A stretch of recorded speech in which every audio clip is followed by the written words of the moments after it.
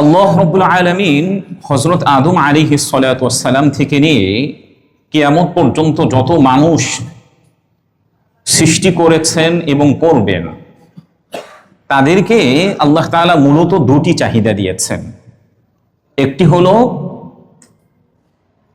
পেটের ক্ষুধা, আরেকটি হচ্ছে যৌন ক্ষুধা। আমরা যারা এখানে উপস্থিত আছি এবং ইতিপূর্বে যারা ছিলেন এবং কিয়ামত পর্যন্ত যত মানুষ আসবে, আল্লাহ তাআলা মূলত তাদেরকে দুটি ক্ষুধা দিয়েছেন। একটি হচ্ছে পেটের ক্ষুধা, আরেকটি হচ্ছে যৌন ক্ষুধা। এই দুটি ক্ষুধার মাধ্যমে মূলত আল্লাহ তাআলা মানুষদেরকে পরীক্ষা করতে চান।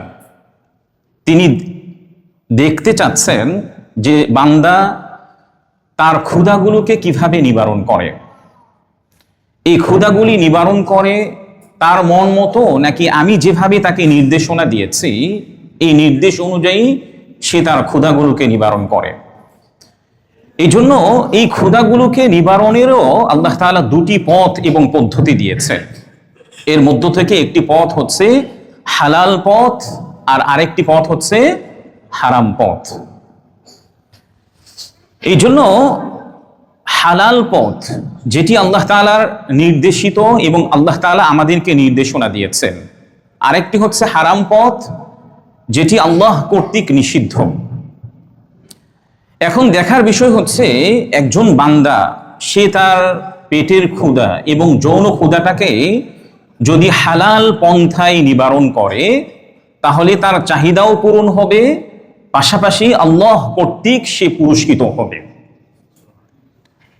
পেটের ক্ষুধা এবং যৌন ক্ষুধা যেগুলি আছে, আল্লাহ কর্তৃক যে বিষয়গুলি আছে এগুলি যদি হালালের মাধ্যমে আমরা নিবারণ করি, এক তো হচ্ছে আমাদের চাহিদাও পূরণ হবে, পাশাপাশি আল্লাহ কর্তৃক আমি পুরস্কৃত হব।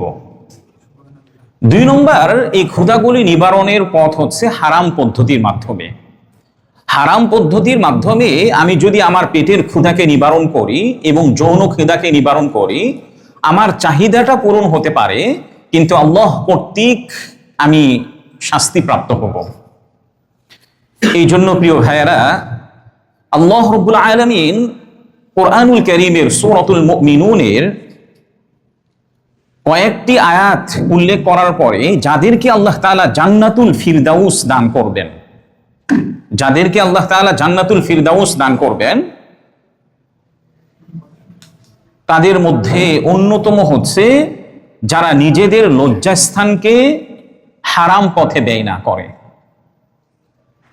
যারা নিজেদের লজ্জাস্থানটাকে সংরক্ষণ করে রাখবে এবং আল্লাহ যেভাবে নির্দেশনা দিয়েছেন সেভাবে সেই নির্দেশনাগুলি পালন করবে।